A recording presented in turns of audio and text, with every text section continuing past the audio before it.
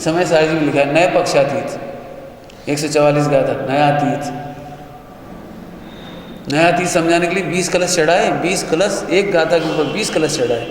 एक अपेक्षा से बंधा है, एक अपेक्षा से नहीं बंधा है। ये दोनों तो पक्षपात हैं, विकल्प है। आत्मा तो बंध अबंध की विकल्प से भी पार पक्षातीत है। पढ़ना समय सारणी 20 कलश लगे एक गाथा के ऊपर।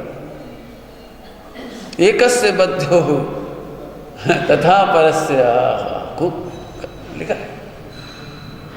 धैर्य से समझो क्या हो जाएगा, इतनी जल्दी समझो मत क्या हो जाएगा, कुछ नहीं होगा।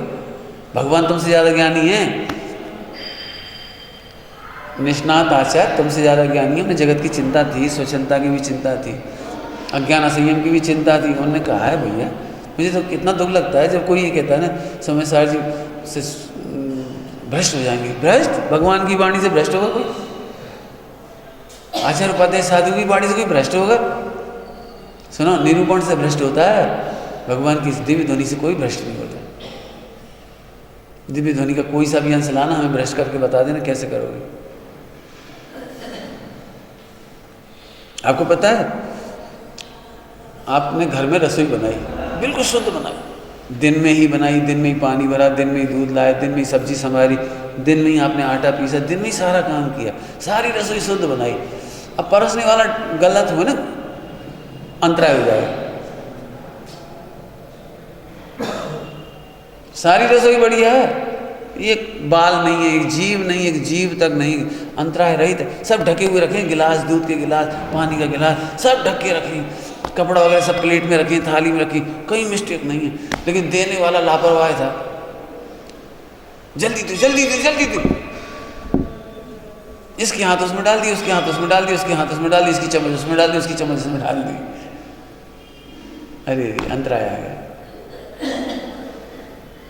कभी शंका नहीं करना, चारों अंगों से कोई स्वच्छंद होता है, कोई भ्रष्ट नहीं होता।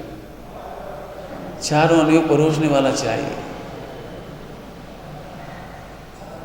श्वेतांबर में तो इतनी कल्पना हो गई है कि अरे क्या हो, ये बात कोई नहीं पकड़ सकता, सूक्ष्म है, आम पब्लिक नहीं समझ सकती। आम पब्लिक बस ये ही समझ सकती है दयादान दयादान पूजा, दयादान पूजा, व्रत व्रत व्रत व्रत व्रत।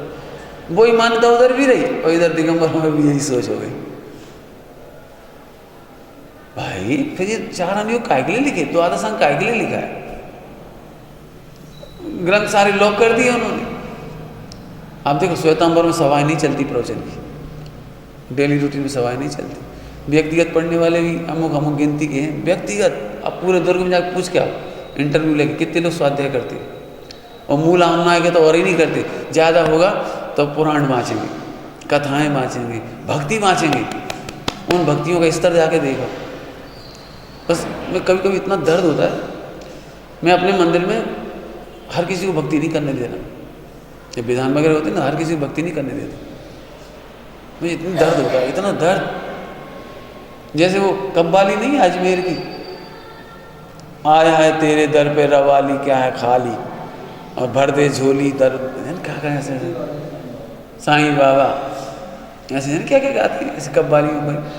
तो बस नाम बदल दिया, साईं बाबा बीरा कर दिया बस, और बाकी वही वही बात। तेरे दर से कोई गया नहीं खाली, और भर दे झोली खाली, और फल्ला तेरी हो जाए। कहा है ये राम नाम? कहाँ गटर के देवता, कहाँ तीन लोग के नाथ। तू गटर की स्तुति लेकर के उसमें नाम बदल के कहाँ काम करते हो? दर्द होता है, भयंकर दर्द। हम नहीं गाने देंगे, हम फौरन मना कर बेटे नहीं गाने। मैं सच बताऊं, मैं इस बात के भी सख्त खिलाफ हूँ कि फिल्मी धुनों पर गाओ, बिल्कुल 1% पसंद नहीं। मैं हमेशा निषेध करता हूँ, मैं सुनता ही नहीं, हट जाता हूँ वहाँ से। क्या करें, लेकिन लोगों को तो मजा आता है। एक हिजड़ों का गाना है फिल्मों में कोई, हाजी हाजी हाजी हाजी, फिर द्वार आया हाजी, फिर हाथी पे ले गए हाजी, एरावत पे ले गए हाजी, है ढोल। और कोई अच्छा भजन नहीं बन सकता। मैंने हिजड़ों के भजन पे गाओगे तो बड़ा दर्द होता है। इसे असल क्वालिटी का पता नहीं है, किस क्वालिटी का तत्व है, कौन से क्वालिटी की है। ये ऐसी बात है, आप मेरी प्रशंसा करो, पंडित जी आप इतने सुंदर लगते हो, हमारी एक सुंदरबाई नाम की किन्नर थी। क्या कह रहे तुम कहीं उपमा समझ में आती, किससे बोल रहे थे?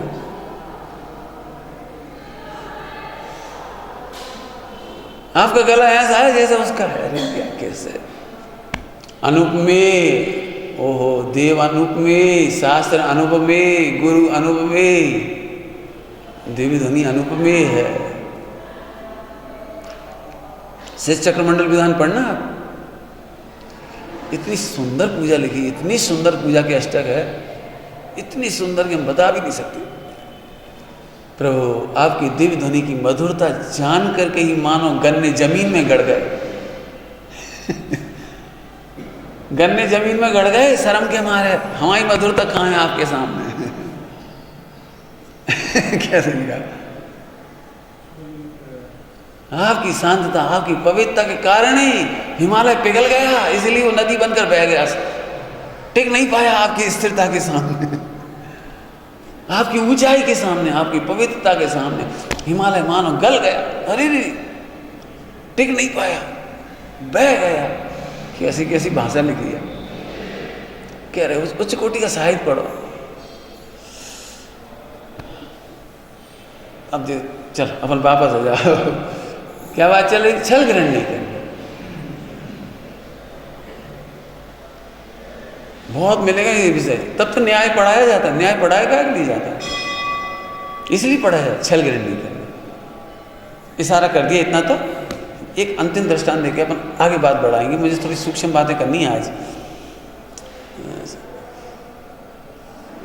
एक व्यक्ति क्रोध कर रहा है, गुस्सा कर रहा है, मारपीट, गाली गलौज ऐसे कर रहा है।